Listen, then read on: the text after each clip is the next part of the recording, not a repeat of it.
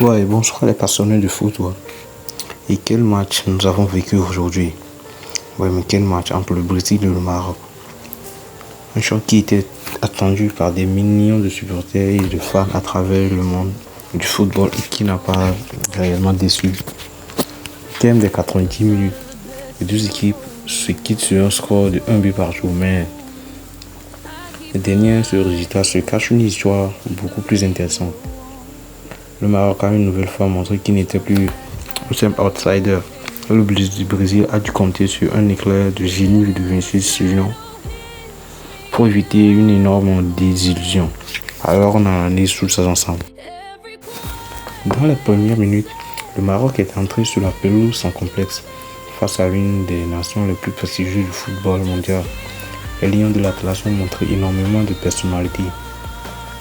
On a vu une équipe disciplinée, très organisée et une équipe qui savait exactement ce qu'elle voulait faire.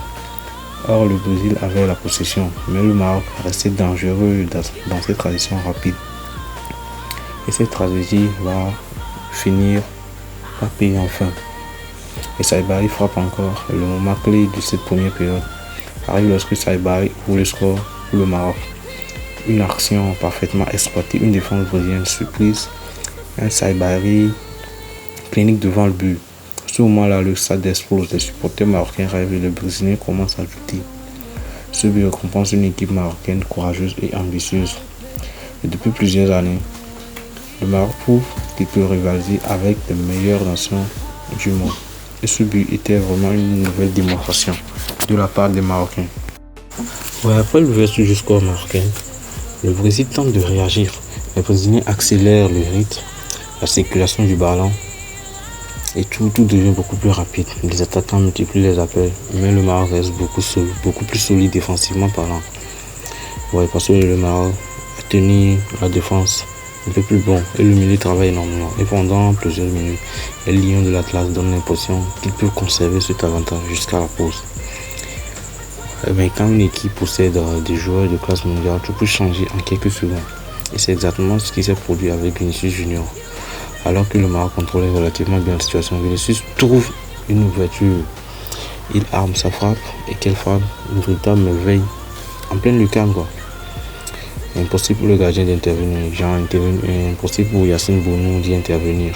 Un geste de très grande classe, un but digne des buts, un but digne des plus grands rendez-vous nationaux. À cet instant, le Brésil revient à 1 et tout est relancé quoi. Et au retour des vestiaires, beaucoup de supporters s'attendaient à avoir encore plus d'occasions, mais la réalité a vraiment été différente. Les deux équipes ont montré davantage de prudence. Le Brésil voulait éviter le compte marocain et le Maroc ne voulait pas se découvrir inutilement. Le résultat, une deuxième période beaucoup plus tactique, plus fermée, plus équilibrée. Et là, les espaces deviennent beaucoup plus rares et les occasions franches également. Du coup, chaque équipe semble comprendre qu'une erreur pourrait coûter très cher. Du coup, c'est un peu ça ce que nous a révélé la deuxième mi-temps du match vers et le Brésil et le Maroc. Et oui, même sans gagner ce match, le Maroc envoie un message vraiment très fort au monde entier. Ce n'est plus qu'une équipe surprise, ce n'est plus l'équipe qui profite simplement d'une bonne génération. Non, non. Mais le Maroc est vraiment devenu une nation très respectée. Tenir tête au Brésil dans un match de Coupe du Monde est une vraiment performance de haut gamme. Et les Lions de l'Atlas montrent encore qu'ils peuvent regarder les grandes nations dans les yeux. Et quand même du côté brésilien, le résultat va probablement faire débat. Bien sûr parce que c'est le Brésil et l'équipe la plus titrée de la compétition.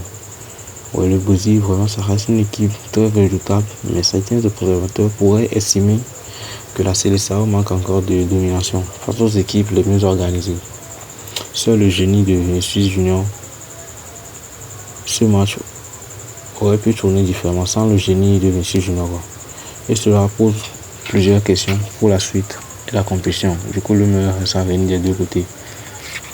Et pour moi, mon analyse à ça, qu'il y a deux grands gagnants aujourd'hui. Le premier, c'est Vinicius Junior, parce qu'il a montré qu'il pouvait débloquer une situation un peu plus compliquée grâce à son talent individuel.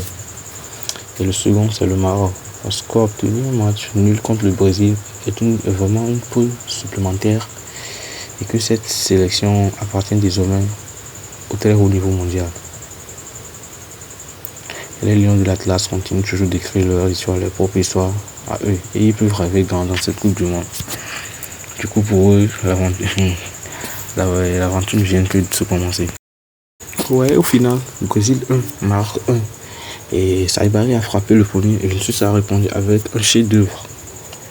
Et la seconde période n'a pas permis de partager les deux équipes. Mais une chose est sûre, le Maroc a encore impressionné le monde entier. Le monde du football. Et alors, dites-moi dans les commentaires, qui vous a le plus impressionné aujourd'hui? Le Maroc peut-il aller très loin dans cette compétition? Et le Brésil, il doit toujours rester favori pour le titre. N'oubliez pas de vous abonner, de liker la vidéo et d'activer la cloche pour suivre toute l'actualité du mondial 2026. A très bientôt pour une nouvelle analyse.